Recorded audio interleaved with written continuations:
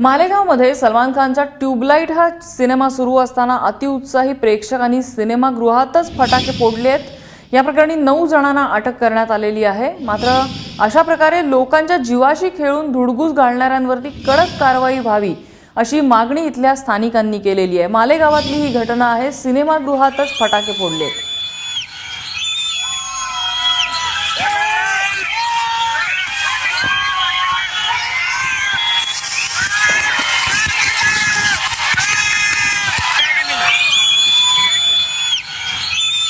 अजय सोनवणे आमचे प्रतिनिधी आपल्या सोबत आहेत। अजय, हा नेमका प्रकार कधी घडलेला आहे? या घटनेमध्ये कोणी जखमी झालाय का?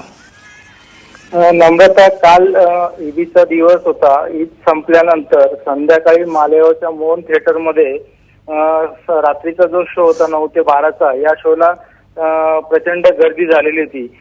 थोडक्यात सांगायचं तर यंत्रमाग व्यवसायाला सुट्टी असल्यामुळे आणि मालेगाव शहरात करमणुकीचं एकमेव एवढे हे साधन आहे की सिनेमा थिएटर, की जिथे प्रेक्षक दर शुक्रवारी संध्याकाळी गर्दी करत असतात। दुसरी गोष्ट म्हणजे की या शहरामध्ये हे बॉलिवूडचे जे किंग खान आहेत तिघं पण, त्या तिघांचा मोठा चाहता वर्ग आहे। आणि जेव्हा जेव्हा असे त्यांचे नवीन पिक्चर जेव्हा रिलीज होतात तेव्हा त्याचे जे चाहते असतात हे त्या थिएटरमध्ये जाऊन रात्रीच्या वेळेला प्रचंड प्रमाणात अशा प्रकारचे फटाकडे फोडून अतिउत्साहीपणाने तिथे फटाकडे फोडत असतात।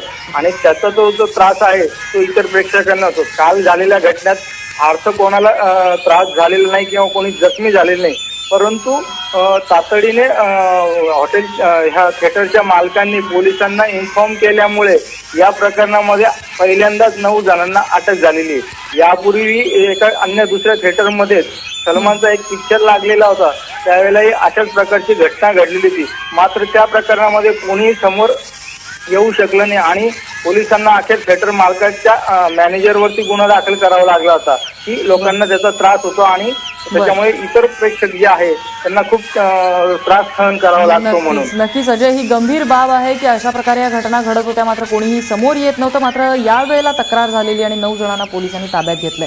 धन्यवाद या माहितीबद्दल।